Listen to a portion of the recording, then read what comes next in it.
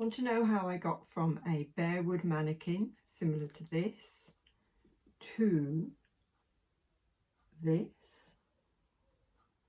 Let me show you my process. These are the gloves I have, made from the same leather as the waistcoat and the bag. And they're cut out like this because when you have real gloves, you don't see the thumbs. The thumbs are folded back underneath.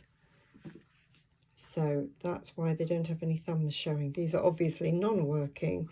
That's just the suede side of leather on the other side.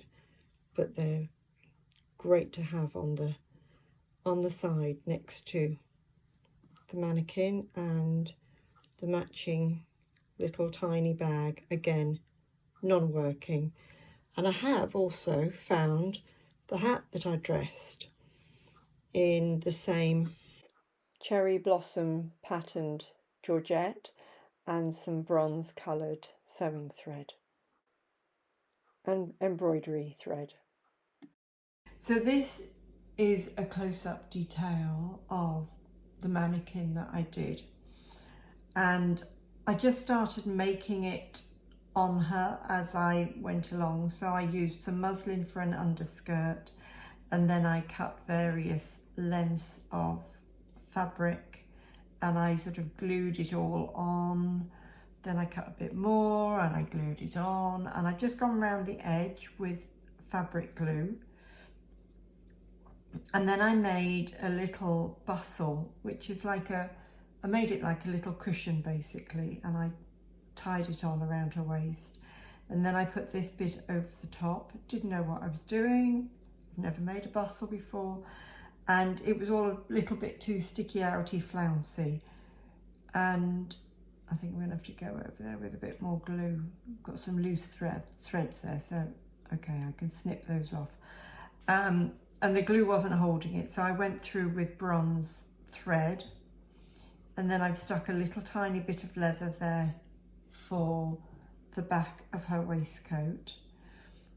Then I stitched with some bronze Gutermann thread this chain. It doesn't look terribly chain-like because I think I could have done something a bit of a bigger needle, and I think I probably only used a 4 or 5 needle because that's what I've got handy at the moment with all my micro crochet.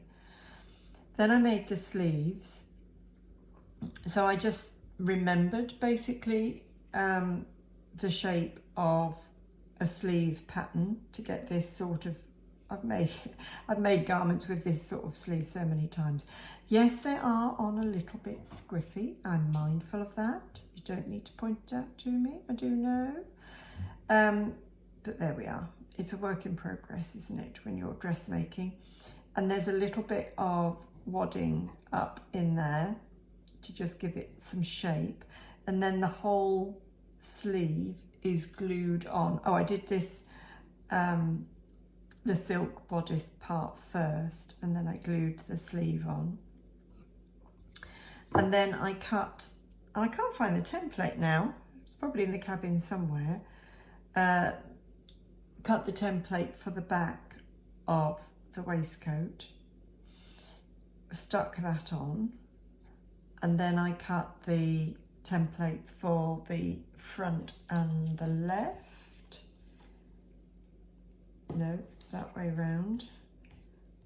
So I wrote on my left, my right, her right, because I needed to make sure I got it going over in the right way. And in my other video, I've shown you where I've had to, you know, do a bit, snip a bit, and I didn't know how much the leather was going to stretch. So I had to make those up as I went along. And then I wanted to put on the pink collar. So that again is pink leather. It's given me a gazillion ideas for future things. Oh yes, this is just knotted bronze thread, so that's double knots. It's not stitched through. So here I cut the dart for the bust there. I forgot to do that for the first side I put on, so I had to cut a bit that's over the where the two sides join. So I can see where I can improve, but it's given me, I say, a gazillion ideas for the future. And last night when I was lying in bed sweltering and thinking I really should be going to sleep but I'm far too hot, my brain was going crazy with designs and stuff. But I didn't want to get up because I thought if I get up I'm going to have bugs coming in through the windows if I have any lights on or anything like that. So I couldn't sit down and write anything out. But anyway, you may well see future mannequins appearing in different fabrics, but I want something a bit steampunky, and also I want to make her a hat, and I'm going to make some gloves out of the leather as well, and when I do those I will show you those.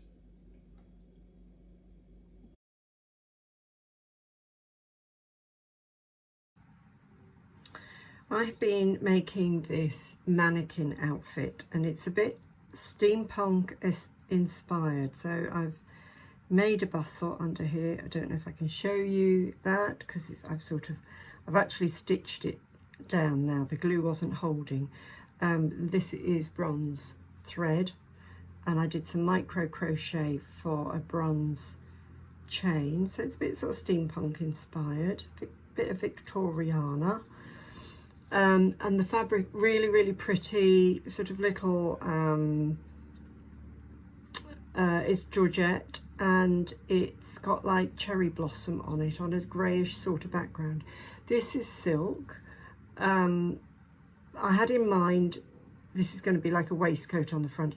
You know how when you have like a riding outfit, think Downton Abbey, Lady Mary, they'd have silk on the neckline. Okay, so it's all wrapped around, bit of overkill. It's trial and error. I wanted to try this out and see how it worked. So this has been made on the mannequin. It's been cut a bit, glue a bit, cut a bit, glue a bit. I stitched the sleeves and the sleeves are stuck on. I've got this this is vintage leather a friend gave to me. And I've got quite a big size, but I didn't know how it would work, sort of stretching it around the mannequin, and it stretches really beautifully because I've fitted the back on here and I've done a little sticky out bit over the bustle. So now I need to do the front of the waistcoat. This is going to be stuck somehow, so we've got the chain is a bit drapey. So I had to research, and bear in mind I'm dyslexic, so this scrambles my brain a little bit. Women's clothing of this era buttoned up right over left. Gents was left over right. And this is because the women were obsessed about having help. Well, I don't know if they were obsessed about it or it's just how it developed. And it is much easier to button somebody else's clothing on them if you're doing it right over left, according to a well-known search engine. But anyway, I knew it was one way or the other. Women's clothing of the period is right over left. So I've been making paper templates. I've actually written on here, because this so scrambles my brain, my left, her right, my right, her left, so that when I'm fitting it on, sorry, that's a helicopter or a plane or something going over. I've got all the windows open because it's about 30 something degrees here. And I'm in the office with a fan on. So I've been making a paper template, and it's really a bit sort of fit a bit, stick, cut a bit, fit a bit, cut a bit. Now I can't do right over left, her right. I can't fit this one. Where are we? This one. I can't fit this one until this one, the left, her left, is stuck in place. So I've had to fit it around underneath the sleeves. I know there's a bit of silk showing there, hey ho. So this is, I say, this is sort of a bit of templating really. So I will fit on this side. I might not do it on camera. We'll see how much of a lather I get myself into. And I want a little pointy bit at the front, and I'd like, when I cut the leather on this one, but I have to refine this template once I've got her left side in place, I'd like to stitch some buttons, and I'll just use the bronze thread again to just stitch a couple of buttons down there. And then, ooh, can I get you on camera? And then it'll be something like that. That's the plan. It could all still go horribly wrong. I do hope not, but we'll see. So I've got a little bit more fettling to do of the paper pattern, and so I can't, if I rip anything off, I really am going back to bare wood to try and use the mannequin again. I don't wish to do that if I can possibly avoid it, and I've got to miss out where I want a V-neck there, but I don't want it too showing the glue. Anyway, I'll play with that and I'll show you how I get on. Getting there. What a fiddle. I am enjoying it, but it is an incredible fiddle. I'm not going to try and stick this on camera. It's all finished, and these have been sitting on my shelf for some time, now available in my Etsy store. I won't be making any more. It's a one-off.